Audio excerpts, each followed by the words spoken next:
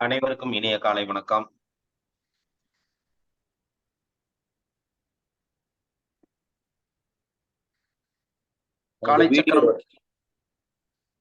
காலைச்சக்கரம் 2 நிகழ்வின் இன்றைய சிறப்பு நிகழ்வு துவங்கப்பட உள்ளது. நிகழ்ச்சியை துவக்கி வைத்து வரவேற்பு நிகழ்த்த Rotary club of Karaikal French city சங்கத்தின் தலைவர் ரொட்டேரியன் குமரேசன் அவர்களை அன்புடன் கேட்டுக்கொள்கிறோம். நன்றி தலைவரே. அனைவருக்கும் ஆரோக்கிய காலை வணக்கம். ரோட்டரி மாவட்டம் 2981 மாவட்ட ஆளுநர் ரொட்டேரியன் ஜி செங்குட்டூர் அவர்களின் செய்தி தலைமையில் Rotary club of Karaikal French city வழங்கும் காலைச்சக்கரம் 2.4. இது இயற்கையின் வாழ்வியல் முறை, உன்னுடன். இந்த அற்புத நிகழ்வுக்கு நம்முடன் இணைந்துள்ள ஜோன் 31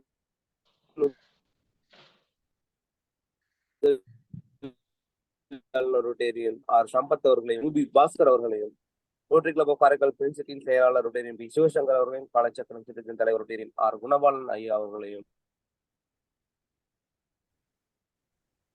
இரண்டாவது நாளாக நம்முடன் இணைந்து திட்டத்தினை மிக சிறப்பாக நடத்தி கொண்டிருக்கின்ற rotary club of Kattumannar Koil சங்கத்தின் தலைவர் ரொட்டேரியன் எம் எழில் சிவா அவர்களையும், செயலாளர் ரொட்டேரியன் எஸ் ரமேஷ் அவர்களையும், நமக்கு ஆசிரியர்கள் மிக எளிமையாகவும் சிறப்பாகவும் பயிற்றுவித்துக் கொண்டிருக்கின்ற நமது ஆசான் ஜெகநாதன் ஐயா அவர்களையும், சிறப்பு அழைப்பாளரையும், மேலும் இக்குழுவில் பயணித்து வரும் அனைத்து நல்ல உள்ளங்களையும் வருக என வரவேற்று தொடர்ந்து திட்டத்தினை நடத்துமாறு கேட்டுக்கொள்கிறேன். நன்றி. வாழ்க வளமுடன். நன்றி. வரவேற்பு நிகழ்ச்சிய தலைவர் அவர்களுக்கு நன்றி. நிகழ்ச்சியின் அடுத்த நிகழ்வாக ரோட்டரி இறைவணக்கம். ரோட்டரி இறைவணக்கம் வாசித்து வருகிறார் rotary club of Kattumannar Koil சங்கத்தின் தலைவர் ரொட்டேரியன் எழில் சிவா அவர்கள். வணக்கம். எங்கும் நிறைந்த எங்கள் இறைவா, எல்லையில்லா பொருளே, இன்பத்தின் ஊற்றே, அன்பின் வடிவே, அருளின் ஒளியே, எங்கள் எண்ணம் சொல் செயல் யாவற்றிலும் தூய்மை நிலைவிட வேண்டுகிறோம். உலகில் நட்புணர்வும் நல்லுறவும் அன்பும் அமைதியும் அறமும் தழைந்திட இன்னொருள் வேண்டி நிற்கிறோம். யாதும் ஊரே யாவரும் கேளீர் என்பதை உணர்ந்து மக்கள் தொண்டில் நாங்கள் நாளும் ஈடுபட எங்களுக்கு வலிமை தருவாய். எல்லோரும் எல்லா வளமும் பெற்று இனிதே வாழ்ந்திட இறையே அருள் புரிவாய். நன்றி, வணக்கம். நன்றி சார். ரோட்டரி இறைவணக்கம் Rotary club of Kattumannar Koil சங்கத்தின் தலைவர் ரொட்டேரியன் எழில் சிவா அவர்களுக்கு நன்றி. நிகழ்ச்சியின் அடுத்த நிகழ்வாக இறைவேண்டுதல் நடிக்க ஆசான் ஜெகநாதன் ஐயா அவர்களை உடன் கேட்டுக்கொள்கிறோம். அனைவருக்கும் இனிய காலை வணக்கம். மண்ணும் நீ விண்ணும் நீ மறிகடல்கள் ஏழும் நீ எண்ணும் நீ எழுத்தும் நீ இசைந்த பன்னெழுத்தும் நீ. மண்ணும் நீ விண்ணும் நீ மறிகடல்கள் ஏழும் நீ எண்ணும் நீ எழுத்தும் நீ இசைந்த பன்னெழுத்தும் நீ.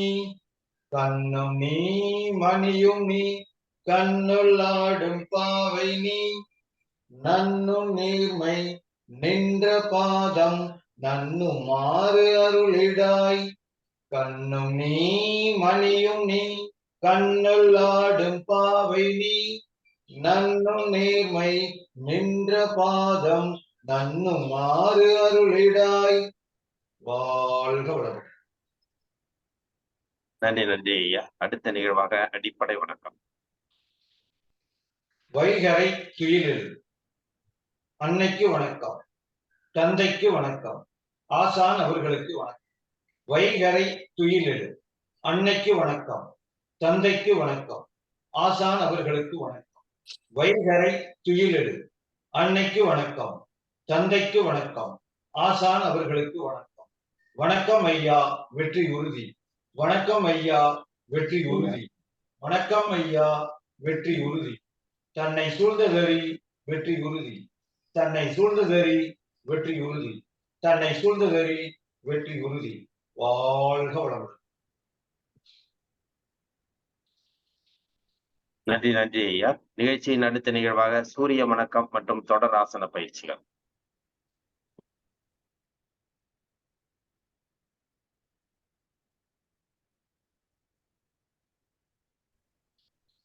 அடுத்ததாக நாம் செய்ய போகும் பயிற்சி சூரிய வணக்கம். சூரிய வணக்கம் 12 நிலைகள் இருக்கு. தயார் நிலை 1.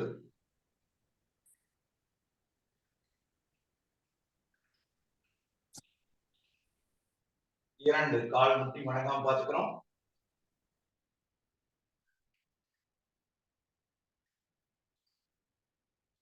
3,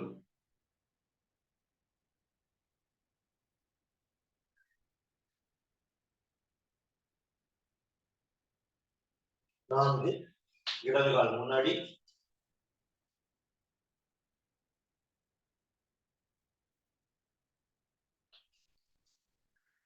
5,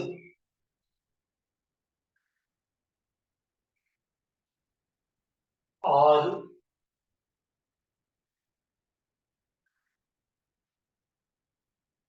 7,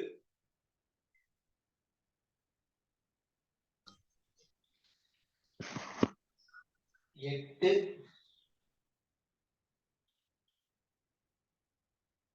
9, வலது கால் இருக்கையில் நடுவாளர் கட்டு,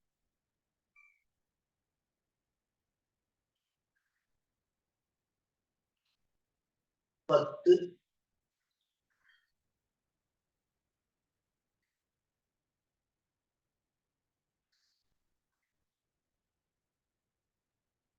11,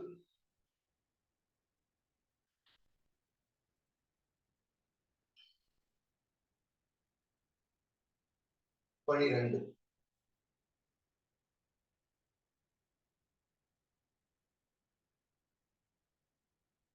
இரண்டு ஆழமான மூச்சு.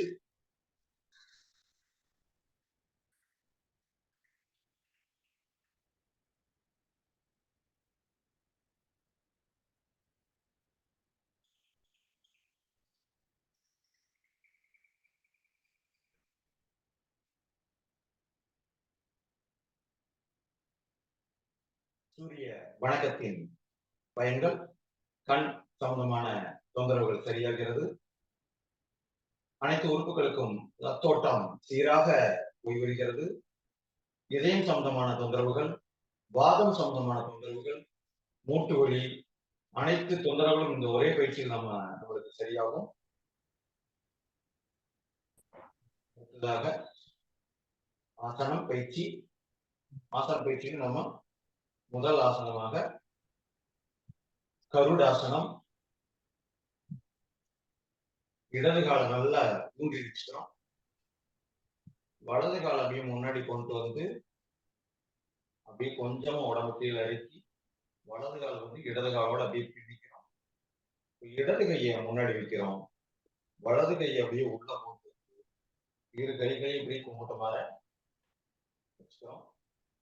மனசை ஒருநிலைப்படுத்துறோம். 1, 2, 3, 4, 5, 6, 7, 8, 9, 10. மெதுவா கையை எடுத்து கொஞ்சம் மேல வந்து அப்படியே மெதுவா வலது கால எடுக்கிறோம்.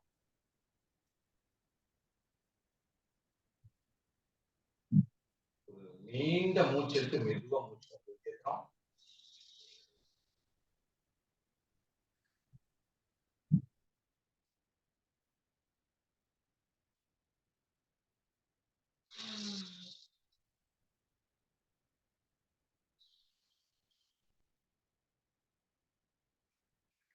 இந்த கருடாசனத்தோட நன்மைகள்: கை கால்கள் நல்ல உறுதி அடைகிறது, மனம் ஒருநிலை அடைகிறது, ஜீரண உறுப்புகள் பலமடைகிறது.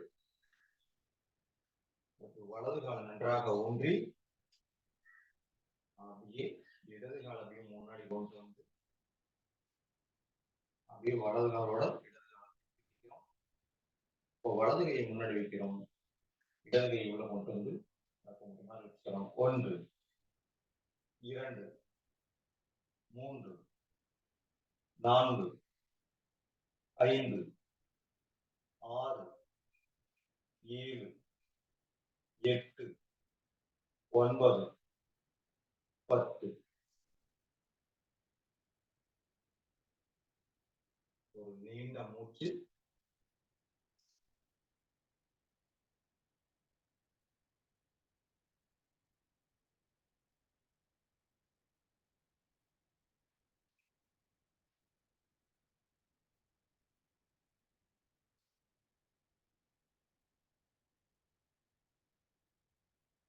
அடுத்ததாக பர்ஷவ கோணாசனம். வலது காலை முன்னாடி நேரா வச்சுக்கிறோம். இடது கால் வந்து வலது கால் குதிய காலுக்கு நேரா சைடுல வச்சுக்கிறோம். இடது கால் முட்டி வழங்காம நேர் இருக்கட்டும். வலது காலை கொஞ்சம் வலது கை வந்து வலது கால் பாதத்தோட ஒட்டி இருக்கட்டும். இடது கை வந்து இடது கால் முட்டி வச்சுக்கிறோம். உடம்பு நல்லா நேர் திருப்பிக்கிறோம். அதோட சேர்த்து கைகள் வச்சுக்கிறோம். 1 2 3 4 5 6 7 8 9 10. ஓய்வு. மெதுவா கைகளை வந்து இடது கையை வந்து இடது கால் முட்டி வச்சுக்கிறோம். வலது கையை மெதுவா எடுத்துக்கிறோம். ஒரு நீண்ட மூச்சு எடுத்துக்கிறோம்.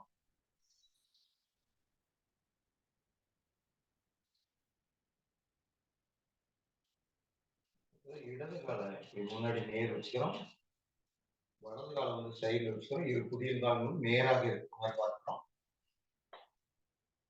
உடம்பு நல்லா கீழே இறக்கிறோம். இடது கை வந்து இடது கால் பாதத்தை முகத்தை வச்சுக்கிட்டோம்.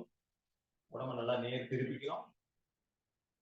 வலது கையை காலோடு சேர்த்து 1 2 3 4 5 6 7 8 9 10. ஓய்வு. மெதுவா இருக்கிறோம். காலை மெதுவா கிட்ட கொண்டு வந்துடணும்.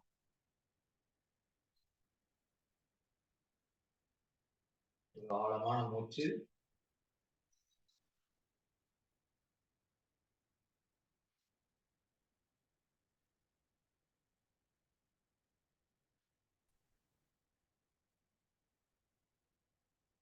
இந்த பர்ஷவ கோணாசனத்தினோட நுழைகள் இடுப்பு பகுதியில் உள்ள தேவையில்லாத உல சதைகளை வந்து குறைக்கக்கூடிய ஒரு ஆசனம். கை கால்கள் நல்ல உறுதியடைஞ்சிடும். கால் நல்லா வலுவடைஞ்சிடும். ஜீரண உறுப்புகள் வந்து நல்ல பலமடையும். ஒரு நீண்ட மூச்சு எடுத்து மெதுவா மூச்சு காத்து வெளியேற்றம்.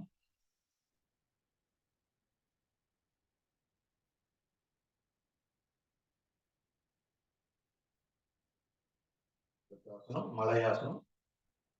கால் ஒரு அடி இடைவெளி வச்சுக்கிறோம். நல்லா மூச்சு காத்த இழுக்கிறோம். இரண்டாவது நிலை. அடுத்த நிலை மூச்சு காத்து விட்டுக்கிட்டே முன்னோக்கி குறைகிறோம். முன்னாடி போறோம். கைகள் நல்லா ஊற்றிக்கிறோம். தலையை நேர் வச்சுக்கிறோம். 10 எண்ணிக்கை அதே நிலையில் இருக்கட்டும். கால் பாதம் நன்றாக ஊற்றி இருக்கட்டும். 1 2 3 4 5 6 7 8 9 10. மெதுவா கை கிட்ட கொண்டு வரணும். மெதுவா மூச்சு காத்து விட்டு மேல வர்றோம்.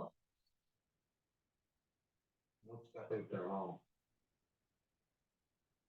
காப்பு முத்திரை போட்டு ஒரு நீண்ட மூச்சு எடுத்து மெதுவா மூச்சு காத்து விட்டுறோம்.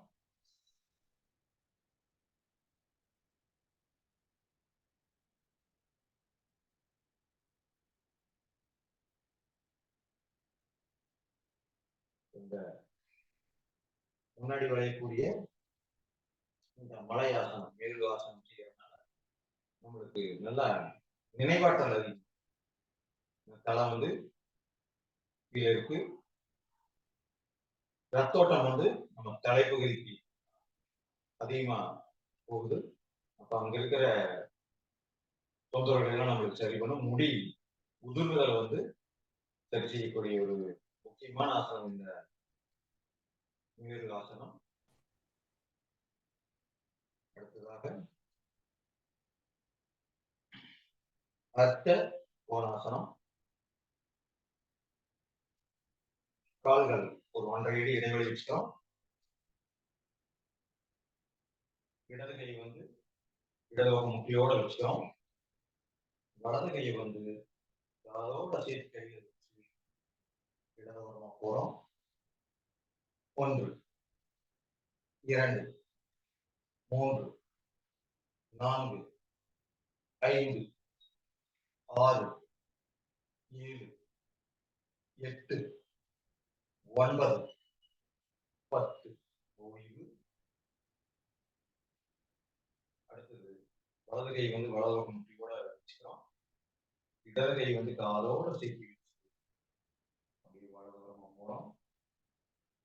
1 2 கால் முட்டி மடங்காம பார்த்துக்கிறோம். 3 4 5 6 7 8 9 10. ஓய்வு. மெதுவா கைகளை கீழே கொண்டு ஒரு ஆழமான மூச்சு.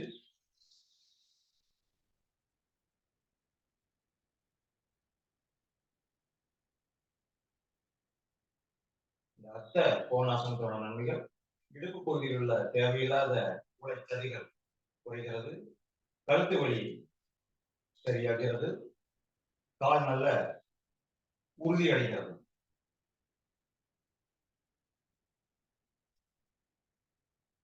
அடுத்ததாக அமர்ந்த நிலை உட்கட்டாசனம். முட்டிகளை சேர்த்து வச்சுக்கிறோம். கைகள் வந்து கோர்த்துக்கிறோம். கீழே பார்க்கிறோம், மேல பார்க்கிறோம், வலதுபுறம் இடதுபுறம்.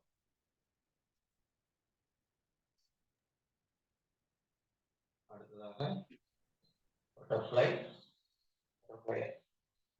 போயிட்டு அப்படியே கால் ரெண்டையும் முடிஞ்ச வரைக்கும் கிட்ட வச்சுக்கிறோம். கைகள் இரண்டையும் கோர்த்துக்கிறோம். நல்லா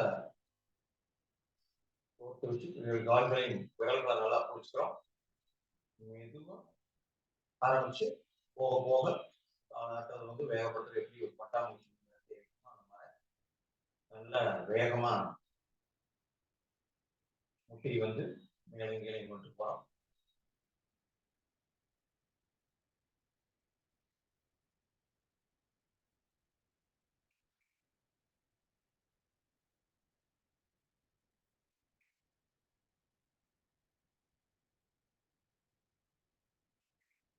அப்படியே நம்ம முன்னாடி கீழே மேலே போயிட்டு வரோம். ஒரு 3 முறை அப்படியே முன்னாடி போறோம், அப்படியே மேல வர்றோம், அப்படியே நம்ம முன்னாடி போறோம்,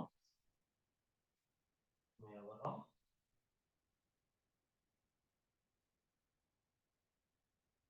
அடுத்து அப்படியே ஆழமா ஒரு மூச்சு காத்து எடுக்கிறோம். மூச்சு காத்து விட்டுக்கிட்டே மெதுவா கீழே போறோம். சாதாரண மூச்சு. 10 எண்ணிக்கை.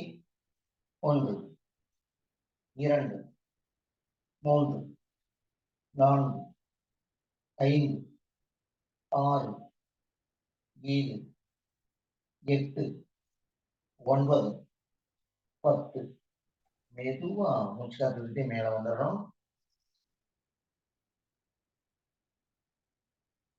மூச்சு காத்தை விட்டுறோம். ஒரு ஆழமான மூச்சு.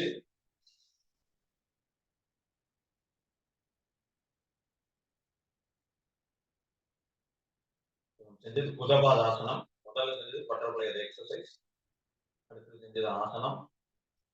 இந்த ஆசனம் செய்வதனால நம்மளுக்கு ஆன்ம சக்தி அதிகரிக்கும். அதுல பெண்களுக்கு எப்படி அந்த மாதவிடாய் சம்பந்தமான தொந்தரவுகளை வந்து சரி செய்யக்கூடிய ஒரு முக்கியமான ஆசனம் இந்த சுதபாத ஆசனம். அந்த பட்டர்ஃப்ளை சேர்த்து நம்ம செய்யணும். மனம் வந்து ஒருநிலை அடைகிறது. ஒரு 5 மாதத்துக்கு மேல இந்த மாதிரி பயிற்சிகள் நம்ம பெண்கள் செய்யறப்போ சுகப்பிரசவம் உண்டாகிறதுக்கான வாய்ப்புகள் வந்து அதிகம்.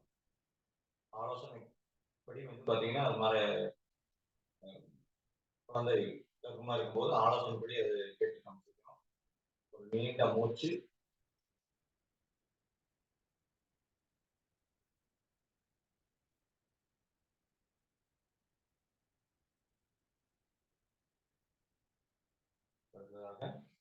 இரு கால்களையும் முன்னாடி நல்லா நீட்டி வச்சுக்கலாம்.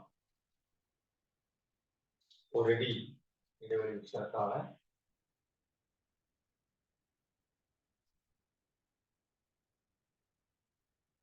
ஒரு 2 அடி இடைவெளி வச்சுக்கிறோம். முதல் நிலை. இரண்டாவது நிலை கைகள் தோள்பட்டைக்கு நேரம் வச்சுக்கிறோம். பரிவர்த்தன திரிகோணாசனம். இடது கை வந்து வலது கால் கட்டை விரல் பிடிச்சிருக்கட்டும். வலது கை வந்து பின்னாடி பார்க்கிறோம். கால் முட்டி நேராக இருக்கட்டும். தூக்கா வச்சுக்கிறோம். 1 2 3 4 5 6 7 8 9 10. ஓய்வு. அடுத்ததாக வலது கால் வந்து இடது கால் கட்டை விரல பிடிச்சிக்கிறோம். இடது கை வந்து பின்னாடி நல்லா கொண்டு போறோம். இடது கையை பார்த்து திருப்பி 1 2 3 4 5 6 7 8 9 10. ஓய்வு. மெதுவா ஆசனத்தை வச்சிடலாம். ஒரு நீண்ட மூச்சு எடுத்து மெதுவா வெளியேற்றோம்.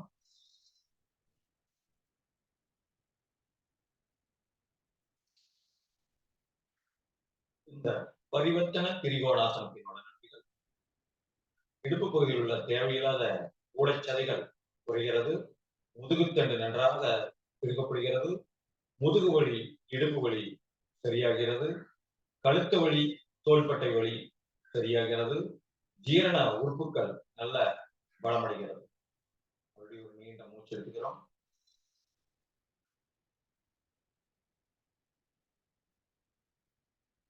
அடுத்ததாக அர்த்த சலபாசனம், சலபாசனம் ரெண்டுமே நம்ம செய்ய போறோம். கூப்பர படுத்த நிலைக்கு வந்துடணும். முதல் நிலை கையை முன்னாடி நல்லா நீட்டி வச்சுக்கிறோம். இரண்டாவது நிலை தாடை நேர் வச்சுக்கிறோம். இரு கைகளையும் நம்ம தொடைக்குள்ள நல்லா கோர்த்து கையை நீட்டி வச்சுக்கிறோம். தாடை நேர் இருக்கட்டும். இப்ப நல்லா இடது கால் நல்லா வலது காலை மட்டும் மேல வச்சுக்கிறோம். 1 2 3 4 5 6 7 8 9 10. ஓய்வு. அடுத்ததாக இடது காலை மட்டும் மேல வைக்கிறோம். வலது கால் 1 2 3 4 5 6 7 8 9 10. ஓய்வு. முதலையாசனம். வலது கை வந்து இடது தோள்பட்டை, இடது கை வந்து வலது தோள்பட்டை இருக்கட்டும். கால்களை நல்லா அகலப்படுத்தி வச்சுக்கிறோம். கவனம் மூச்சு காத்திலே இருக்கட்டும்.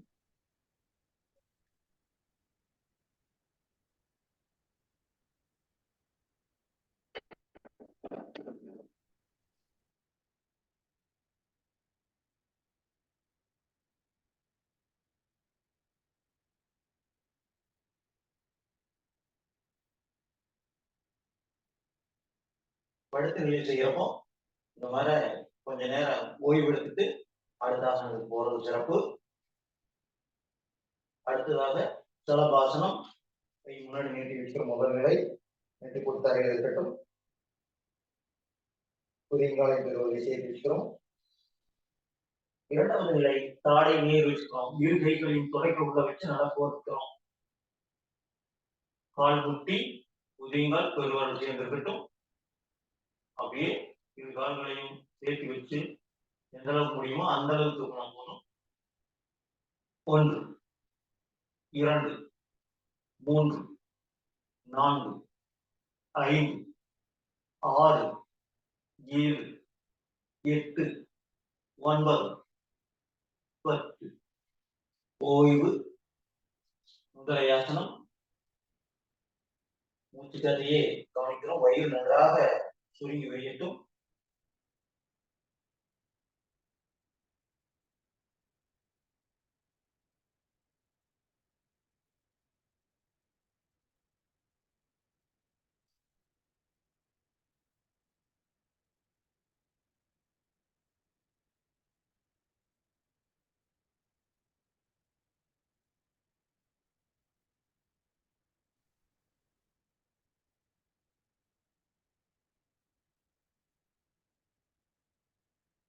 வலது கையை முன்னாடி நீட்டி இடது கையை நெஞ்சு வலது காலம் போய் மெதுவா எந்திரிச்சிடும்.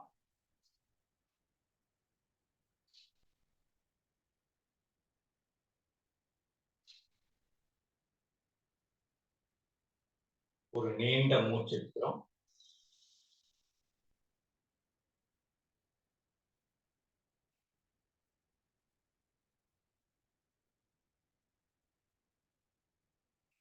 இந்த நம்ம செஞ்சது அஷ்ட சலபாசனம், சலபாசனம் செஞ்சோம். இந்த ஆசனத்தோட நன்மைகள் மலச்சிக்கலை போக்கக்கூடிய ஒரு முக்கியமான ஆசனம். ஜீரண உறுப்புகள் வந்து நல்ல பலமடைகிறது. கல்லீரல், மண்ணீரல், கணையம் நன்றாக பலமடைகிறது. நரம்பு மண்டலம் பலமடைகிறது. ஒவ்வொரு ஆசனத்துக்கும் பல நன்மைகள் இருக்கு. செஞ்சோம்னா அதுல நம்மளுக்கு நிறைய நம்ம உணர முடியும். அடுத்ததாக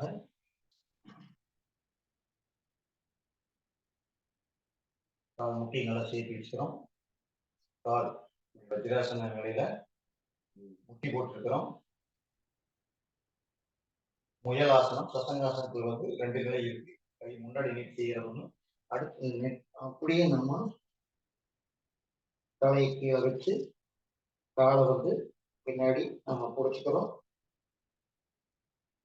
1 2 3 4 5 6 7 8 9 10. மெதுவா தலைய மெதுவா மேல எடுத்துக்கலாம். ஒரு ஆழமான மூச்சு எடுத்து மெதுவா மூச்சு காத்த வெளியேற்றுறோம்.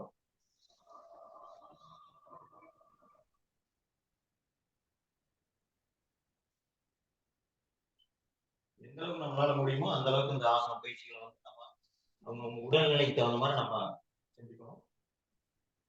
இந்த சசங்காசனத்தோட நன்மைகள் நினைவாற்றல் அதிகரிக்கிறது, முடி உதிர்வதை தடுக்கிறது, மன அழுத்தத்தை குறைக்கிறது. அனைத்து நோய்களுக்கும் அந்த மனம்தான் காரணம். அந்த மன அழுத்தத்தை வந்து குறைக்கக்கூடிய ஒரு முக்கியமான ஆசனம் இந்த முயலாசனம். ஒரு நீண்ட மூச்சு.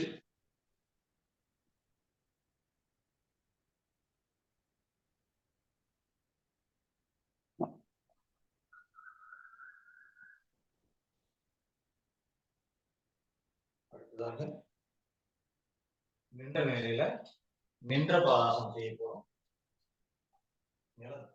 ஏற்கனவே கொடுத்துருக்கு, இருந்தாலும் வந்து கவனம் செய்யக்கூடிய ஆசனம். முதல்ல கால் நல்லா ஊன்றிக்கிறோம். இடது காலை நல்லா ஊன்றி வலது காலை நல்லா ஒட்டி வச்சுக்கிறோம். முட்டி எப்போதையும் காலோட சேர்த்து கைகள் 1 2 3 4 5 6 7 8 9 10. ஓய்வு. மெதுவா கால் எடுத்து வச்சுக்கிறோம். அடுத்து வலது கால் நல்லா ஊன்றி இடது கால தொடையோட ஒட்டி வச்சுக்கிறோம்.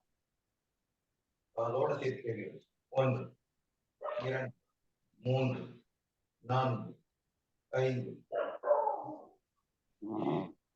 8, 10, மூச்சு கீழே வந்துடுறோம். அப்படியே இந்த நின்றபாதம் நன்மைகள் கவனிக்கிற திறன் அதிகரிக்கிறது, நினைவாற்றல் அதிகரிக்கிறது, மனம் ஒருநிலை அடைகிறது. தொடர்ந்து தினசரி ஆசனங்கள் செய்து உடலினை உறுதிப்படுத்துவோம். மூச்சு பயிற்சி தியானம் செய்து மனதை சீர்படுத்துவோம். அருட்பெரும் ஜோதி அருட்பெரும் ஜோதி தனிப்பெரும் கருணை அருட்பெரும் ஜோதி. எல்லா உயிர்களும் இன்புற்று வாழ்க, வாழ்வாங்கு வாழ்க. நிகழ்ச்சியை கலந்து கொண்ட அனைத்து நல்லுள்ளங்களுக்கும் மற்றும் அனைத்து நன்றி, வணக்கம். நன்றி நன்றி ஐயா. இன்றைய வேளையில் நமக்கு அற்புதமாக சூரிய வணக்கம் மற்றும் தொடராசன பயிற்சிகள் அளித்து சிறப்பித்த ஆசான் ஜெகநாதன் ஐயா அவர்களுக்கு நெஞ்சார்ந்த நன்றிகளையும் வாழ்த்துக்களையும் தெரிவித்துக் கொள்கிறோம். நன்றி நன்றி ஐயா. நிகழ்ச்சியின் அடுத்த நிகழ்வாக கீழர் பாஸ்கர் ஐயாவின் தினம் ஒரு சிந்தனை ஆடியோ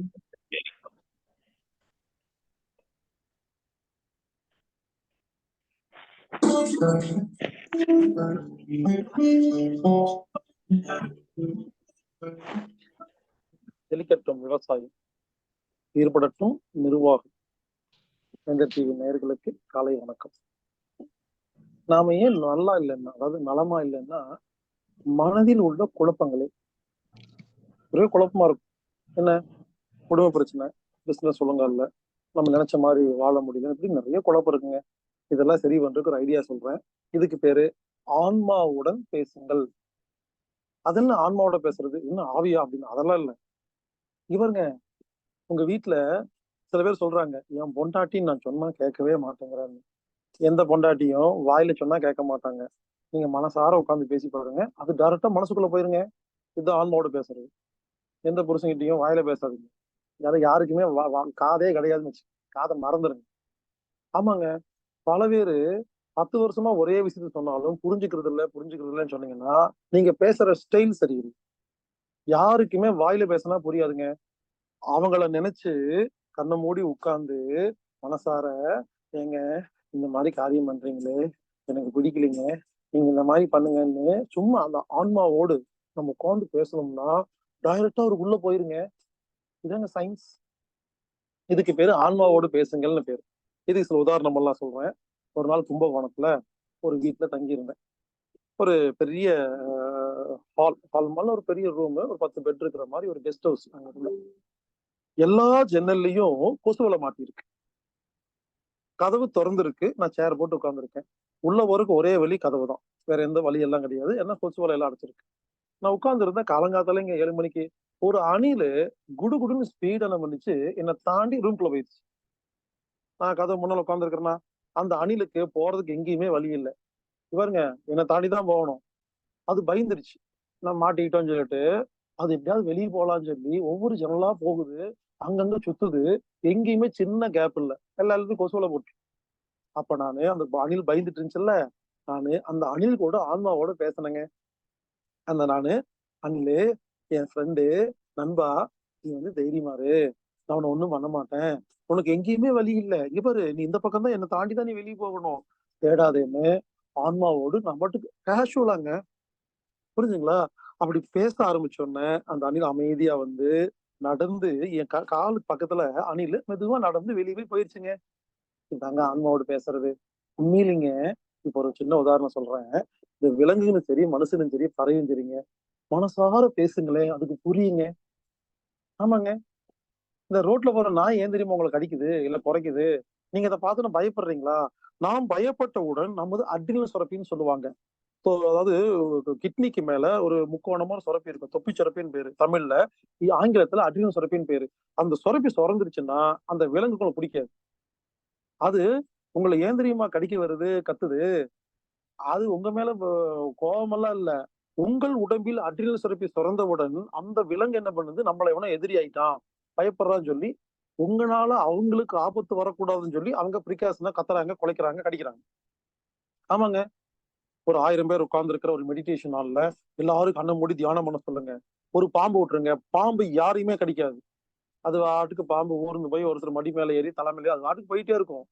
யாரு ஒருவரு இன்னமும் புசு புசுன்னு சவுண்ட் வருதுன்னு கண்ணை லேசா திறந்து பாக்குறாரோ அவரை பொட்டுன்னு கொத்திடும். ஆமா, யார் கண்ணை திறந்து பாக்குறீங்களோ அந்த பாம்பு பார்த்தோன்னா பயம் வரும். பயம் வந்தோம்னா உடம்புல ஒரு கெமிக்கல் ரியாக்ஷன் வருது. இந்த ரியாக்ஷனே அந்த பாம்புக்கு உங்க மேல் கோபம். கோபம்னா பாதுகாப்பாக தான் கிடைக்குதுங்க. புரிஞ்சுக்குங்க. உலகத்தில் எந்த விலங்கா இருந்தாலும் ஒரு மனிதனை கொலை செய்வது ஒண்ணு ஒரு உணவு, அடுத்த உயிரை கொலை பண்றது ஒண்ணு உணவுக்காக இருக்கும், இல்ல பயத்துக்காக இருக்கும். உணவுக்காக ரொம்ப கம்மிங்க, பயத்துல தாங்க அதிகம். இந்த குறிப்பா இந்த மனுஷனை கொத்துற பாம்பு, கடிக்கிற நாய், இந்த கடிக்கிற சிங்கம், இதெல்லாம் பாருங்க உணவுக்கா பண்ணுது. ஜூக்குள்ள ஒரு மனுஷன் விழுந்துட்டான்னா புலி வந்து கடிக்குது, சிங்கம் வந்து கடிக்குது. நீங்க செக் பண்ணி பாருங்க, அது சாப்பிடவே சாப்பிடாது, கடிச்சு சாகடிச்சுட்டு போயிடும். யானை என்ன கடிச்சா சாப்பிடுது, மிதிச்சு கொலை பண்ணிட்டு போயிடும். எதுக்கு கொலை பண்ணுதுன்னா பயம், நம்ம ஏதாவது பண்ணிடுவோம்னு. அப்போ ஒரு யானைய பார்த்தோன்னே காட்டுக்குள்ள போய் நீங்க அந்த யானையை பார்த்து பயமே படலைன்னா அந்த யானை உங்களை ஒண்ணுமே செய்யாது. இதுக்கு பேர் தான் ஆன்மாவோடு பேசுங்கள். அதாவது நம்ம என்ன பண்ணணும், யானையை பார்த்தோன்னே நம்ம என்ன பண்ணணும், ஹை அவர் யூ, நல்லா இருக்கியா அப்படின்னு சீரியஸாங்க. நீங்க நினைக்கலாம் இதெல்லாம் யானையை பார்த்துட்டு பின்னாங்கால் பின்னாடிக்கிற ஓரத்தை விட்டு போ தம்பி அப்படின்னு நினைப்பீங்க. உண்மையிலுங்க, யானை டாக்டர்னு ஒருத்தர் இருந்தாரு. இது பல பேருக்கு தெரியாது. தமிழ்நாட்டுல இருக்கிற ஃபாரஸ்ட் ஆபீசர். அவரு எல்லா காட்டுக்குள்ளேயும் போய் யானை கிட்ட பேசுவாராமா, பக்கத்திலேயே போவாராமா. யாரு? காட்டு யானை கிட்ட. ஏன்னா அவர் மனதில் ஆன்மாவோடு பேசும் பழக்கம் இருந்தது. இப்படி இனிமேலு புருஷன்கிட்ட, பொண்டாட்டி கிட்ட, இந்த பிசினஸ் பண்றவங்க கிட்ட, உங்க முதலாளி கிட்ட, யாருகிட்டயும் வாய் திறந்து பேசாதீங்க. யாருகிட்ட என்ன பேசணுமோ கண்ணை மூடி உட்கார்ந்து மனசார பேசுங்களேன். இங்கிருந்து பேசுறீங்கன்னா அவங்களுக்கு புரியுங்க. டைரக்டா பேசாதீங்க. இப்படி நான் எனது வாழ்க்கையில பல காரியம் நடத்தியிருக்கேங்க. இந்த மாதிரி ஆன்மாவோட பேசுங்கள் அப்படின்னு. கடைசியோட சொல்லட்டுங்களா, மலேசியால நான் ஒரு வீட்டுக்கு போனேன், ஒரு அம்மா வீட்டுக்கு. கார்ல போகும்போது அந்த அம்மா சொன்னாங்க, எங்க வீட்டுல ஒரு நாய் இருக்கும், யாரு வந்தாலும் கத்திக்கிட்டே இருக்கும், தாங்க முடியாது அப்படி கத்தும், தம்பி கொஞ்சம் அட்ஜஸ்ட் பண்ணிக்கங்க, நீங்க வெளியே போற வரைக்கும் கத்துனாங்க. நான் என்ன பண்ணேன், அந்த வீட்டுக்குள்ள என்டர் ஆகும் பொழுது அந்த நாயை பார்த்த உடனே ஆன்மாவோடு பேச ஆரம்பிச்சிட்டேன். ஹாய் ஃப்ரெண்டு, நீ இருக்கிறியா? நீ இருக்கேன்னு தெரியாதுப்பா, தெரிஞ்சிருந்தா நான் சாக்லேட் வாங்கிட்டு வந்திருப்பேன், இல்ல பிஸ்கட் வாங்கிட்டு வந்திருப்பேன், உங்களுக்கு இப்பதான் அந்த அம்மா சொன்னாங்களா அப்படின்ட்டு. நான் மாட்டுக்கு அந்த நாய்கிட்ட பேச ஆரம்பிச்சிட்டேங்க. நான் மாட்டு ஆன்மாவோட பேசிட்டு இருக்கிறேன், அந்த வீட்டுக்குள்ள என்டர் ஆகுறேன், என்ன பார்த்து கத்தவே இல்லை. அது இங்க வாப்பான்னா வருது, உட்காருப்பான்னா உட்காருது. அந்த அம்மாவும் ஐயாவும் ஆச்சரியப்படுறாங்க. தம்பி, இது வரைக்கும் எங்க வீட்டுக்கு ஒரு விருந்தாளி வந்து இந்த நாய் கத்தாம நாங்க இருந்து நாங்க பார்த்ததே இல்ல, வாழ்க்கையில ஒரு மிராக்கல் அப்படின்னாங்க.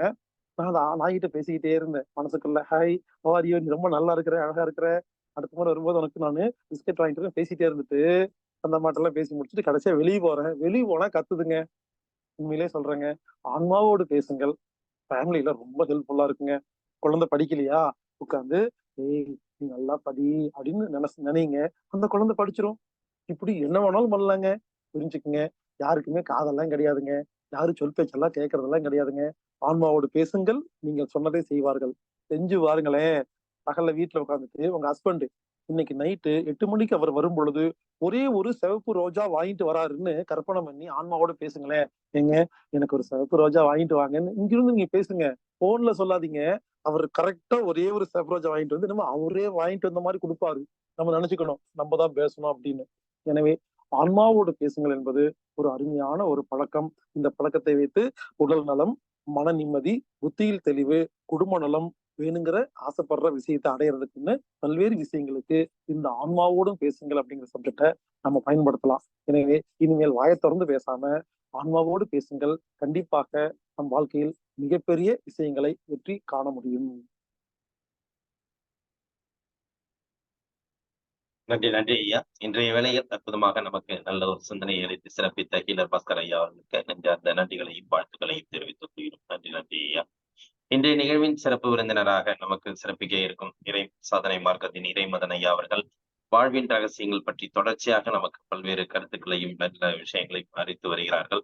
அந்த வகையிலே இன்று நமக்கும் பல்வேறு சிந்தனைகளுடன் கூடிய சிறப்பு பயிற்சி அளிக்க இறை சாதனை மார்க்கத்தின் இறைமதன் ஐயா அவர்களை அன்புடன் கேட்டுக்கொள்கிறோம்.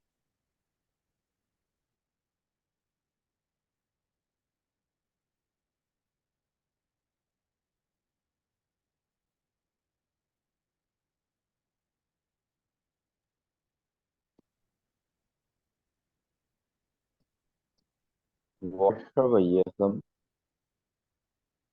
வாழ்க வையகம்.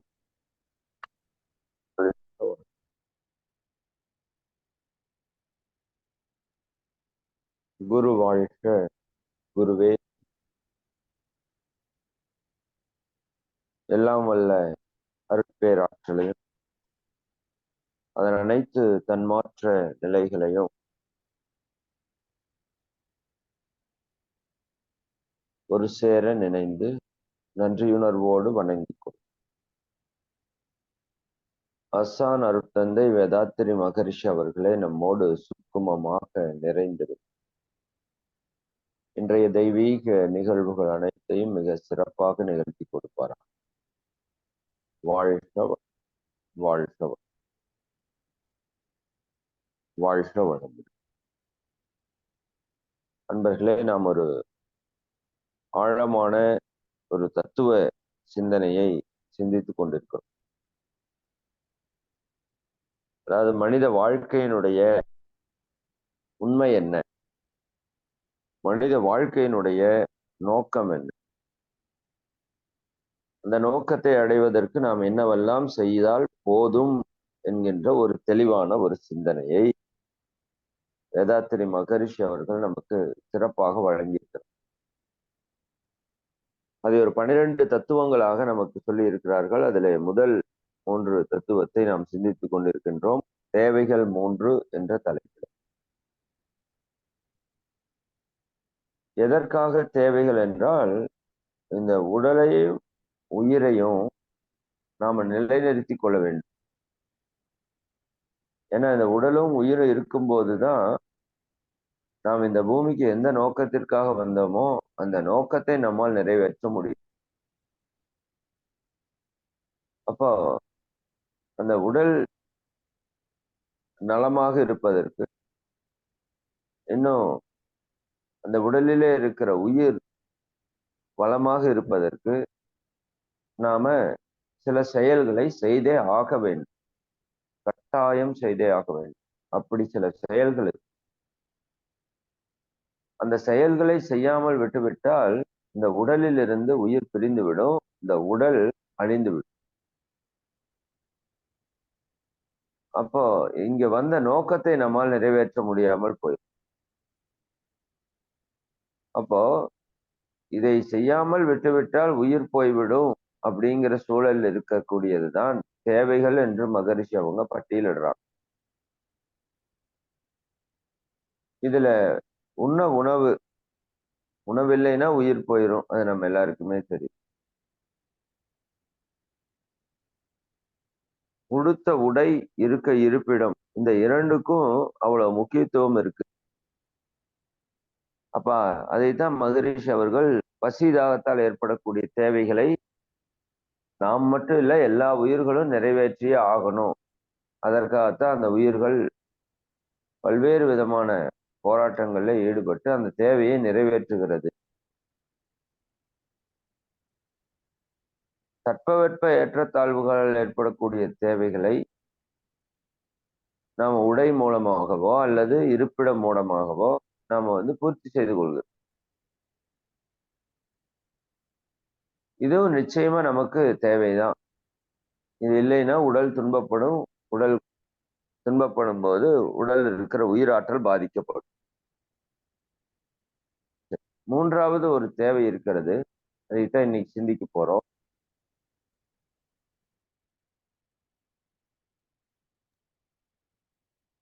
மூன்றாவது தேவை என்னன்னா, உடல்ல இருக்கிற கழிவுப் பொருளுடைய உந்து வேகத்தை சமன் செய்து கொள்ள வேண்டும். இது உங்களுக்கு புதுசா இருக்கும். உண்ண உணவு, உடுத்த உடை, இருக்க இருப்பிடம் பல வருஷமா நம்ம கேட்டது. ஆனா இன்னொரு தேவை மனிதனுக்கு இருக்கு.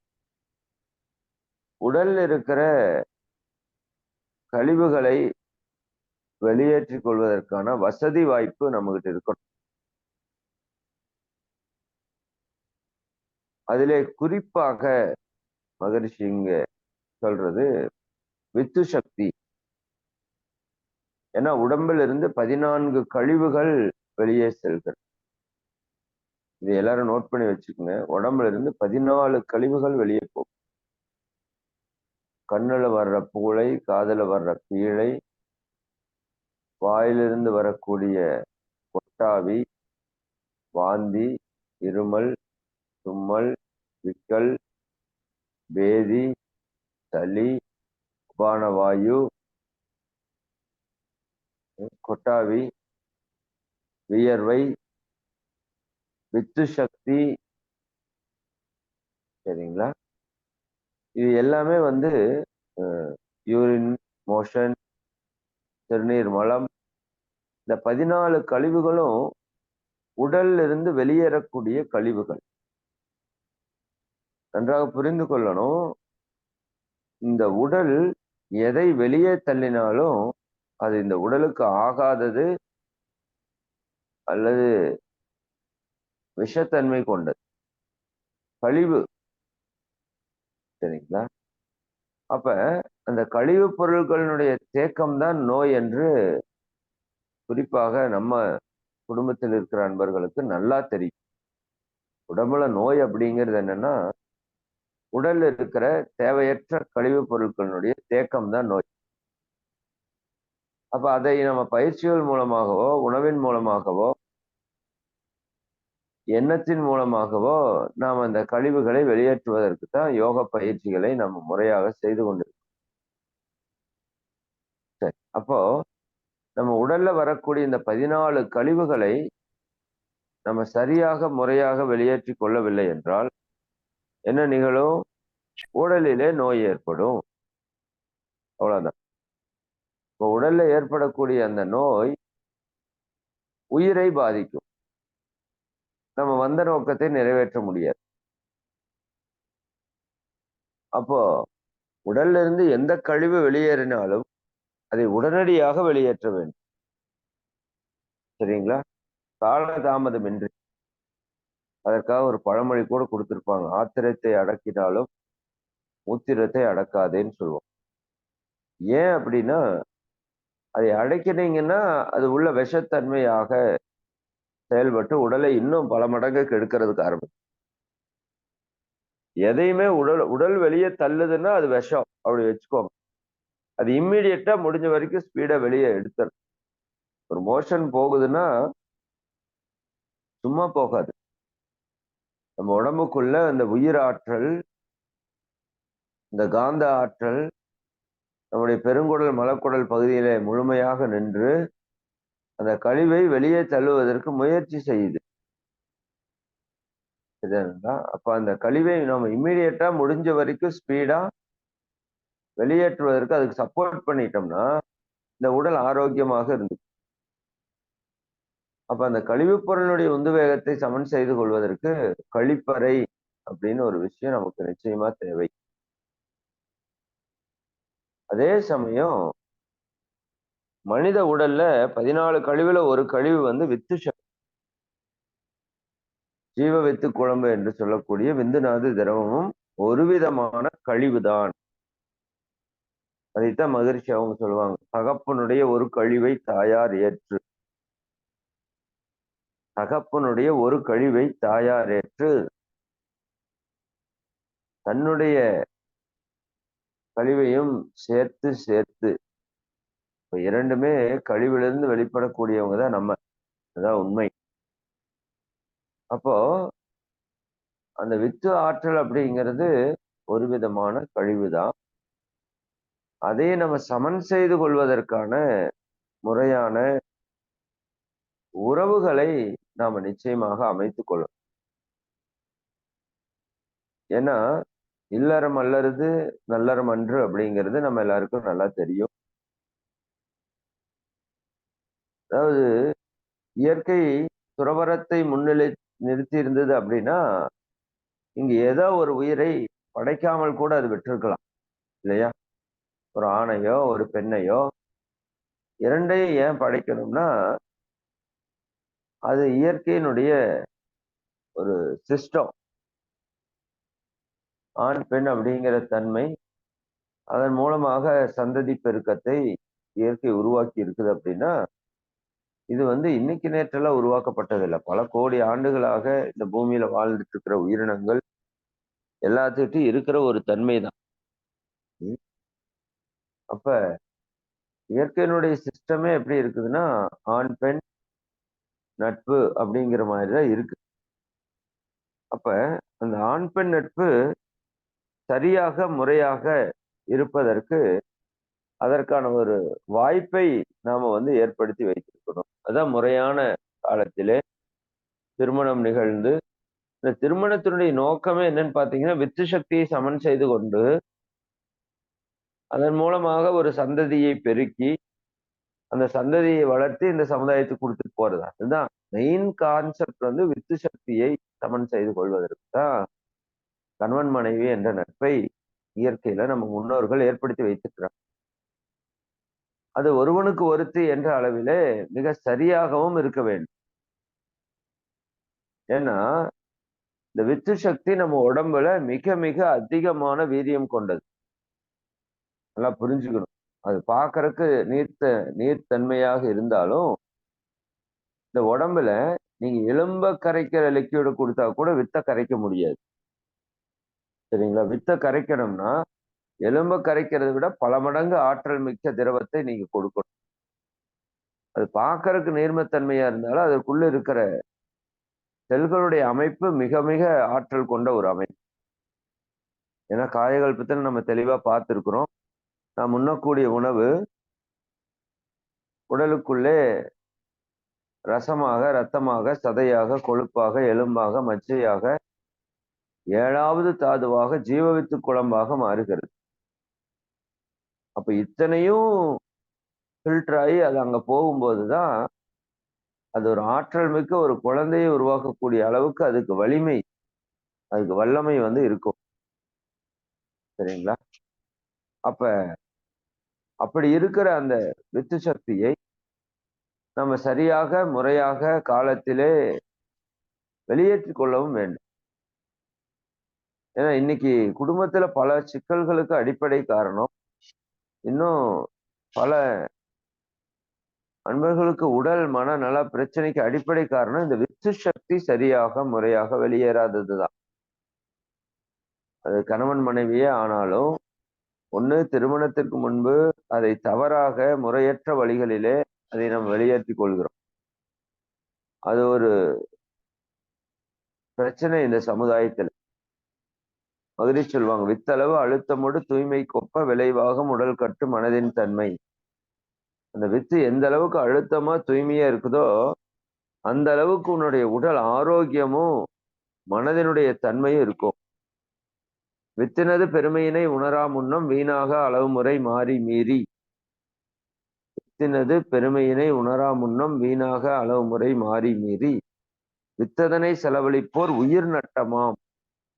வித்தை நீங்க செலவு பண்ணீங்கன்னா கழிவுதான். அதாவது யூரின் கழிவுதான். போயிட்டே இருந்தா பரவாயில்லையா? உயிர் போயிடும் இல்லையா? மோஷன் கழிவுதான், சரி போயிட்டே இருந்தா. அது மாதிரி வித்து ஒரு கழிவுதான், அது போயிட்டே இருந்ததுன்னா மொத்த உயிரும் நட்டமாயிரு. சரிங்களா?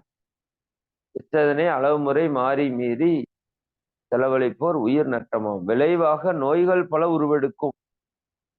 அவரே சொல்ற. அதே சமயம் சரி போயிட்டே இருந்தா தான் பிரச்சனை, சரி போகாமையே வச்சுக்கலாமா? யூரின் போகாமையே வச்சுக்கலாமா? என்ன ஆகும்? அதுவும் உயிருக்கு கேடு. மோஷன் போகாமையே வச்சுக்கலாமா? அதுவும் உயிருக்கு கேடு. அப்ப போகணும், ஆனா போகக்கூடாது. எப்படி போகணும்? அளவாக அந்த கழிவு முறையாக வெளியே செல்ல வேண்டும். அது போல வித்து சக்திய உள்ளேயே வச்சுக்கலாமா அப்படின்னு கேட்டீங்கன்னா அப்படி வைக்க முடியாது. அப்படி உள்ள நீங்க வச்சீங்கன்னா உடல்ல அது பல்வேறு விதமான நோய்களை உண்டு பண்ணி போடும். சரிங்களா? அப்ப அதை சரியாக முறையாக வெளியேற்றிக் கொள்ள வேண்டும், சமன் செய்து கொள்ள வேண்டும். அப்ப இந்த உடம்புல இருக்கிற 14 கழிவுகளை முறையாக வெளியேற்றுவதற்கான வசதி வாய்ப்பை சூழலை நாம் ஏற்படுத்தி வைத்திருக்கோம். சரிங்களா? அது ஒண்ணு கழிவறையும், இன்னொன்னு உரிய காலத்திலே ஆண் பெண் நட்பு அப்படிங்கிறது ரொம்ப ரொம்ப முக்கியம். இன்னைக்கு உலக அளவுல நிறைய ஆய்வுகள் என்ன சொல்லுதுன்னா, முறையான இந்த பாலுணர்வுல ஈடுபடக்கூடிய நபர்களுக்கு உடல்ல பல நோய்கள் குணப்படுத்தப்படுகிறது. மனதிலே அழுத்தம், ஸ்ட்ரெஸ் போன்ற உணர்வுகள் எல்லாம் சமன் செய்யப்படுகிறது அப்படிங்கிறத பல ஆய்வுகள்ல நிரூபிச்சிருக்காங்க. அப்ப இந்த வித்து சக்தியை நம்ம அளவோடு முறையோடு செலவு செய்யறதுக்கான விஷயத்தை மகரிஷி அவர்கள் நம்ம காயகல்ப பயிற்சியில மிக தெளிவாக விளக்கி இருக்கிறாங்க. குறிப்பாக இன்றைய மாணவ சமுதாயத்திற்கு இதை பற்றிய விளக்கத்தை நம்ம நல்லா தெளிவா கொடுக்கணும். ஏன்னா அதை அளவுக்கு மேல செலவு செய்யக்கூடிய சூழல் இன்னைக்கு வருது. இன்னும் இன்டர்நெட், மீடியா இதனுடைய தாக்கத்தால குழந்தைகள் நிறைய கெட்டு போறாங்க. ஏன் பெரியவங்களே கூட நிறைய தேவையற்ற செயல்கள்ல ஈடுபடுறத நம்மளால பார்க்க முடியுது. அப்படி நீங்க செயல்ல ஈடுபட்டு அந்த வித்துவை அளவுக்கு அதிகமாக வெளியேற்றினாலோ அல்லது அதை சுத்தமா நீங்க வெளியேற்றாம உள்ளேயே நிறுத்தினாலோ அது என்ன ஆகும்? அது பல்வேறு விதமான தொந்தரவுகளை ஏற்படுத்தும். குறிப்பாக நம்மளுடைய வித்துப்பை உடம்புக்குள்ள வித்து ஆற்றல் நிரம்பிருச்சுன்னா நமக்கு ஒரு விதமான அந்த பாலுணர்வுனுடைய தாக்கம் அதிகமாக இருக்கும். சரிங்களா? அதாவது எப்படி யூரின் டேங்க் நிரம்பினாலோ அல்லது மலக்குடல் நிரம்பினாலோ அந்த மலம் வெளியே தள்ளுவதற்கு உடல் முயற்சி செய்யுதோ, அப்படி வித்து சக்தி நிரம்பிய உடனே அது வெளியே தள்ளுவதற்கு முயற்சி செய்யும். அந்த இடத்துலதான் ஆண் பெண் நட்பின் மூலமாக அதை நம்ம சமன் செய்து கொள்ளணும் அப்படிங்கிறத நம்ம சொல்றோம். அப்படி நீங்க சமன் செய்யாம விட்டு விட்டீங்கன்னா அது உடல்ல மனதில ஒரு மாதிரியான மாற்றத்தை ஏற்படுத்தும். பாலுணர்வுக்கான தூண்டுதல்ல அது கொடுக்கும். அப்ப இந்த இடத்துல இந்த தேவையை நம்ம நிறைவேற்றி கொண்டே ஆக வேண்டும். பிரம்மச்சரிய விரதம் கடைபிடிக்கிற நபர்களாக இருந்ததுன்னா நீங்க காயகல்ப பயிற்சி என்னன்னா இந்த வித்து சக்தியில் இருக்கிற அபரிவிதமான ஆற்றலை மீண்டும் நம்ம உடல் ஆற்றலாக மாற்றக்கூடிய ஒரு நுட்பம் தான் காயகல்ப பயிற்சி. வித்து சக்தி very very high powerful, very potential energy. அது சரிங்களா? எப்படி ஒரு அணுவுக்குள்ள ஆற்றல் நிறைந்திருக்கோ அப்படி வித்துங்கிற உயிருக்குள்ள ஆற்றல் அபரிவிதமா நிறைந்திருக்கு. அப்ப அதில் இருக்கிற ஆற்றலை பிரித்தெடுத்து நம்ம உடல் மன ஆற்றலாக மாற்றிக்கொள்வதற்காகத்தான் சித்தர்கள் இந்த காயகல்ப பயிற்சி என்பதை கண்டுபிடிச்சாங்க. மகரிஷி அவங்க அதை ஃபைன் டியூன் பண்ணி நமக்கு கொடுத்துருக்குறாங்க. உங்க எல்லாருக்குமே அது தெரியும்னு நினைக்கிறேன். தெரியலன்னா நீங்க யூடியூப்ல போய் காயகல்ப பயிற்சி அப்படின்னு போட்டீங்கன்னா ஃபுல் காயகல்ப பயிற்சியினுடைய விளக்கம் உங்களுக்கு கிடைச்சிடும். புதிய அன்பர்களா இருந்தீங்கன்னா, பழைய அன்பர்களுக்கு எல்லாருக்குமே தெரியும் அந்த பயிற்சி. அப்போ அந்த பயிற்சியை நம்ம சரியா முறையா கற்றுக்கொண்டு தொடர்ந்து செய்து கொண்டே வந்தோம்னா ஆட்டோமேட்டிக்கா வித்து சக்தி என்ன ஆயிரும்னா சமன் செய்யப்பட்டு விடும். சரி, அப்ப இந்த விதத்துல நம்ம 3 விஷயங்கள் தேவைகள் என்று சிந்தித்திருக்கிறோம். அப்ப இந்த 3ஐயும் நம்ம கட்டாயமாக நிறைவேற்றியே ஆகணும்னு நீங்க மனதில் வைத்துக் கொள்ளுங்க. இதுக்கு அப்புறம் இருக்கிறத நீங்க நிறைவேற்றினாலும் பரவாயில்ல, நிறைவேற்றல அப்படின்னாலும் பரவாயில்ல. ஆனா நீங்க இந்த பூமியில உயிர் எடுத்த உடல் எடுத்த நோக்கம் இறைவனை உணரணும், இந்த பேரின்பத்தை அனுபவிக்கணும். அப்ப அதை நீங்க செய்யணும் அப்படின்னா இந்த 3 விஷயத்தை நீங்கள் கட்டாயமாக செய்தே ஆக வேண்டும். எக்காரணம் கொண்டு தவிர்க்க கூடாது. பசி தாகத்தால் ஏற்படக்கூடிய தேவைகளை அளவோடு முறையோடு நீங்க சமன் செய்து கொள்ளணும். அளவு முறை கடந்ததுன்னா அந்த இடத்துல அது பிரச்சனையாக மாறும். சரிங்களா? அப்ப அளவோடு முறையோடு நம்ம அதை சமன் செய்து கொள்ளணும். 2வது, தட்பவெட்ப ஏற்றத்தாழ்வுல இருக்கிற பிரச்சனைகளை நாம உடையின் மூலமாகவோ உறைவிடத்தின் மூலமாகவோ சமன் செய்து கொள்ளணும். சரிங்களா? ஒரு நல்ல குளிர்காலம், அப்ப நீங்க உடலை வெப்பப்படுத்தக்கூடிய ஆடைகளை உடுத்திக் கொள்ளணும். சரிங்களா? அதே நல்ல ஒரு வெயில் காலம், அப்ப அந்த நேரத்துல நீங்க பருத்தி ஆடைகளை உடுத்திக் கொள்ளணும். இது நீங்க மாற்றி பயன்படுத்தும் போது அது உடலிலே வெப்ப ஓட்டத்திலே நிறைய மாற்றத்தை ஏற்படுத்தும். உடல்ல நிறைய உபாதைகளை உண்டு பண்ணும். அது உயிராற்றலினுடைய சிதைவுக்கு காரணமாயிடும். இதில் நம்ம நிறைய பேசலாம். நீங்க வாழ்க்கை வசதிகளை கொஞ்சம் தயவு செஞ்சு கூர்ந்து பாருங்க. ஏசி நமக்கு தேவையே கிடையாது.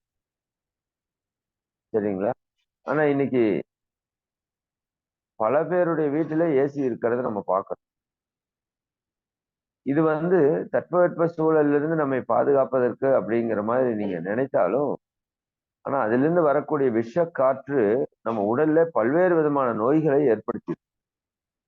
அப்ப தட்பவெட்ப சூழலை நீங்க பாதுகாக்கும் போது கவனமாக எது எப்படி அப்படிங்கிறத சிந்தித்து அந்த இடத்துல செயல்படுத்தும். வெப்ப அதிகம்தான், சரிதானுங்களா? அதற்காக இயற்கையில எந்த உயிரினமே என்ன பண்றது இல்ல, ஏசி போட்டு படுக்கிறது இல்லை இல்லையா? அப்ப அந்த இடத்துல எது முறையோ அதை நம்ம செய்யணும். முறை அப்படிங்கிறது என்னன்னா, இயற்கைக்கு சமனாக இருப்பதுதான் முறை என்று சொல்லுது. முரண் என்றால் இயற்கைக்கு ஆப்போசிட்டா இருக்கிறது, சரிதானுங்களா? அப்போ உணவு எப்படி இருக்கணும்? இறை உணர்வுக்காக நான் இந்த உடலை ஆரோக்கியமாக வைத்துக் கொள்வதற்காக அந்த உணவு இருக்கணும், சரிங்களா? அப்ப உடலினுடைய தேவை அதுவே கேட்கும். இந்த 3 தேவைகள்ல என்ன ஒரு சிறப்புனா, இந்த உடலே கேட்கும். நீங்க ஒண்ணுமே பண்ண வேண்டாம். பசிக்குதுன்னா உடல் கேட்கும், தாகம் எடுக்குதுன்னா உடல் கேட்கும், ஒரு குளிர் அடிக்குதுன்னா உடல் கேட்கும், ஒரு ஸ்வெட்டிங் ஆகுதுன்னா உடல் கேட்கும், சரிங்களா? அதே போல கழிவுப் பொருள் உந்து வேகமா இருந்ததுன்னா அந்த உடலே சொல்லும். அப்ப இந்த உடலினுடைய உணர்வுகளை நம்ம புரிந்து கொண்டாலே இந்த 3 தேவைகளையும் நம்ம சரியாக நிறைவேற்றிக் கொள்ள முடியும். அப்ப இந்த 3 தேவைகளுக்கு நம்ம ஃபர்ஸ்ட் ப்ரிஃபரன்ஸ் கொடுக்கணும். ஃபர்ஸ்ட் ப்ரிஃபரன்ஸ் கொடுக்கணும். ஆனா நம்ம இந்த பொருளாதார மயக்கத்துல ஓடிட்டு இருக்கிறதால பல நேரங்கள்ல இந்த 3 தேவைகளுக்கு முக்கியத்துவம் கொடுக்காம இதை கடந்த மற்ற விஷயங்களுக்கு முக்கியத்துவம் கொடுக்கணும். குறிப்பாக பொருளாதார பெருக்கமோ அல்லது மற்ற ஏதாவது ஒரு செயல் இருக்குதுன்னா நம்ம இந்த 3ஐயும் கண்டுக்கிறது இல்லை, கவனிக்கிறது இல்லை. அதனாலதான் இன்னைக்கு உடல்ல பல நோய்கள். சீரியஸா சொல்றேன், இந்த 3ஐயும் நம்ம சரியா ஃபாலோ பண்ணாலே நம்ம உடம்புல இருக்கிற எல்லா நோயும் குணமாய். உடலின் மொழியை அறிந்து அது சொல்றதை மட்டும் செஞ்சாலே உடல் என்ன பண்ணாது, தொந்தரவு பண்ணாது, சரிங்களா? சரி, அந்த விதத்துல நம்ம தேவைகள் 3ஐ நிறைவு செய்திருக்கிறோம். இந்த 3 தேவைகளையும் கட்டாயமாக மனுஷன் மட்டும் இல்ல, எல்லா உயிர்களும் நிறைவேற்றி ஆகணும். அது நிறைவேற்றுவதற்கு போராடியாவது நிறைவேற்றிய தீரும் அந்த உயிர்கள், வேற வழி கிடையாது, சரிங்களா? அப்ப இந்த 3ஐயும் நிறைவேற்றும் போது உடல் ஆரோக்கியமாக இருக்கும். உடல் ஆரோக்கியமாக இருந்தால் உயிர் வளமாக இருக்கும். உயிர் வளமாக இருந்தால்தான் நாம முறையான வழிகளில அறமாற்றி பயிற்சிகளை செய்து இறைவனை உணர முடியும். இவ்வளவுதான். இந்த 3ம் தேவைகள் அப்படிங்கிறத நீங்க மனதில் வைத்துக் கொள்ளுங்க. அடுத்த வாரம் நான் உங்களுக்கு காப்புக்கள் 3 என்ற ஒரு தலைப்பிலே ஒரு ஆழமான சிந்தனையை நாம் சிந்திக்க இருக்கோம். ஏன்னா இந்த இந்த வாழ்க்கையில உடல் எவ்வளவு முக்கியம்ங்கிறத தேவையில பார்த்துட்டோம். உயிர் எவ்வளவு முக்கியம் அப்படிங்கிறத நம்ம காப்புக்கள்ல பார்க்கணும். அப்போ உயிர் நம்ம உடம்புல இருந்து போறதுக்கு பல்வேறு விதமான சூழல்கள் இருக்கு. உயிர் போயிருச்சுன்னா இந்த எடுத்த நோக்கத்தை நம்மால நிறைவேற்ற முடியாது இந்த பிறவியில. அப்ப உயிர் எப்பவெல்லாம் போறதுக்கு வாய்ப்பு இருக்கு, எப்படி எல்லாம் போறதுக்கு வாய்ப்பு இருக்கு. அப்ப அந்த உயிர் போகாம பாதுகாக்கிறதுக்கு நம்ம என்னென்னவெல்லாம் செய்யணும் அப்படிங்கிறத நாம அடுத்த வார சிந்தனையில சிந்திப்போம் என்று கூறி, இந்த தேவைகள் 3ஐ நீங்க மேலோட்டமா பார்த்தீங்கன்னா ஏதோ ஒரு சப்ஜெக்ட்ல ஏதோ 3 விஷயம் சொல்லியிருக்காங்க அப்படின்னு பார்க்கலாம். ஆனா உங்க மொத்த வாழ்க்கையும் புரட்டி போடக்கூடிய விஷயம் இந்த தேவைகள் 3க்குள்ளேயே அடக்கும். அப்ப நீங்க எந்த ஒரு செயலை செய்தாலும் இது தேவையா, இது தேவையா, இது தேவையா என்று நீங்க ஆழமாக சிந்தித்து சிந்தித்து செய்யணும். அதுக்குதான் இறைவன் நமக்கு 6வது அறிவை, சிந்தனை அறிவை நமக்கு கொடுத்திருக்கிறான். அப்ப எந்த ஒரு செயல் செய்தாலும் இது தேவையா, சரிங்களா அப்படிங்கிற கேள்வியை நீங்க எழுப்பி பாருங்களேன்.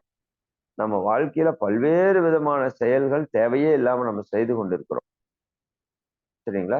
சரி, இதுல ஒரு பெரிய பயிற்சியே மகிழ்ச்சி கொடுத்திருக்கிறாங்க. அது பின்னாடி உங்களுக்கு தற்சோதனை பயிற்சியில நான் விளக்கத்துக்கு கொண்டு வர்றேன். இந்த வாழ்க்கை தத்துவம் முடிஞ்சதுக்கு அப்புறம் அதை பத்தி சிந்திப்போம், சரிங்களா? சரி, மிக்க மகிழ்ச்சி. இந்த 3 விஷயத்தையும் மனதில் வைத்துக்கொண்டு நம்முடைய உடலை ஆரோக்கியமாக நாம் வைத்துக் கொள்வோம் என்று கூறி, இந்த ஒரு தெய்வீகமான வாய்ப்பை வழங்கிய அனைத்து நல்ல உள்ளங்களுக்கும் நன்றிகளையும் வாழ்த்துக்களையும் கூறி, இந்த நிகழ்விலே கலந்து சிறப்பித்த நீங்களும் உங்கள் அன்பு குடும்ப உறுப்பினர்கள் அனைவரும் எல்லாம் வல்ல அருட்பேராற்றலினுடைய கருணையினால் உடல் நலம், நீலாயுள், நிறை செல்வம், உயர் புகழ், மெஞ்ஞானம் ஓங்கி இறை உணர்வு, அறநெறி, கல்வி, தனம், தானியம், இளமை, வலிவு, துணிவு, நன்மக்கள் பேர், அறிவிலுயர்ந்தோர் நட்பு, அன்புடைமை, அகத்தவம், அழகு, புகழ், மனித மதிப்புணர்ந்த ஒழுகு பண்பு, பொறையுடைமை எனும் பேறு 16 பெற்று பெருவாழ்வு வாழ்க. வாழ்க வளமுடன், வாழ்க வளமுடன், வாழ்க வளமுடன், வாழ்க வளமுடன். ஐயா, நிறைவு பண்ணிக்கலாம். மிக்க நன்றி. வாழ்க வளமுடன். நன்றி ஐயா. இன்றைய வேளையில் நமக்கு அற்புதமாக வாழ்வின் தத்துவங்கள் 3 பற்றி அற்புதமாக விளக்கம் அளித்து சிறப்பித்த இறை சாதனை மார்க்கத்தின் இறைமதன் ஐயா அவர்கள் இன்றைய நிகழ்வில் இந்து சக்தியை பற்றியும் அதனுடைய விளக்கங்களை பற்றியும் அற்புதமாக விளக்கம் அளித்தார்கள்.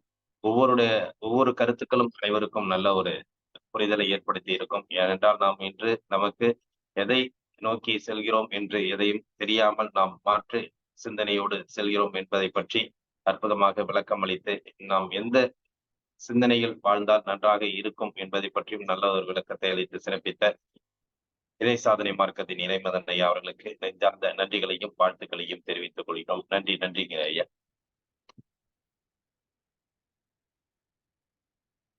மற்றும் இந்த நிகழ்வுகளை நமக்கு சிறப்பாக நடத்தி கொண்டிருக்கும் Rotary club of Karaikal friends city சங்கத்திற்கும் மற்றும் இன்று நம்முடன் இணைந்து பணியாற்றிய ரோட்டரி கிளப் ஆஃப் காட்டுமன்னார் கோயில் சங்கத்திற்கும் மற்றும் ஆசனங்களை அளித்து சிறப்பித்த ஆசான் ஜெகநாதனை அவர்களுக்கும் இன்று சிறப்பு விருந்தினராக கலந்து கொண்டு சிறப்பித்த இறை சாதனை மார்க்கத்தின் இறைமதனை அவர்களுக்கும் மற்றும் நிகழ்ச்சியிலே கலந்து கொண்டு சிறப்பித்துக் கொண்டிருக்கும் அனைத்து நல்வுள்ளங்களுக்கும் இந்த காலை வேளையிலே நன்றிகளையும் வாழ்த்துக்களையும் தெரிவித்துக் கொண்டு இன்றைய நிகழ்வை இத்துடன் நிறைவு செய்து மீண்டும் நாளை காலை நல்லதொரு நிகழ்வு சந்திப்போம் என்று நன்றி கூறி விடைபெறுகிறோம். நன்றி, வணக்கம். வாழ்க வளமுடன், வாழ்க வளமுடன், வாழ்க நலமுடன்.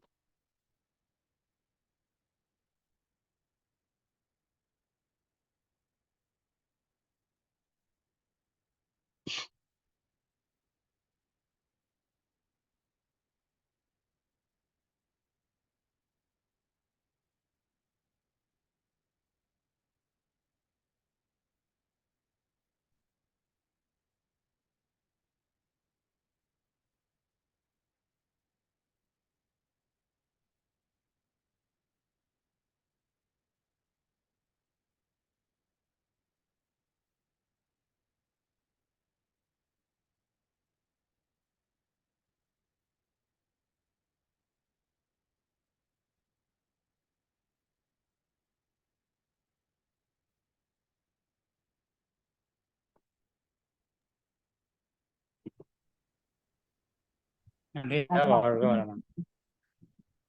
நன்றி ஐயா, வாழ்க வளமுடன்.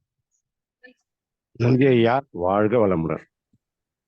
நன்றி ஐயா, வாழ்க வளமுடன். நன்றிங்க ஐயா, வாழ்க வளமுடன். வாழ்க நன்றி ஐயா, வாழ்க வளமுடன்.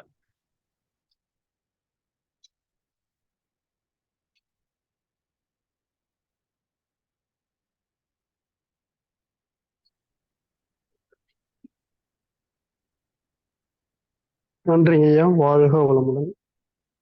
நன்றி ஐயா, வாழ்க வளமுடன்.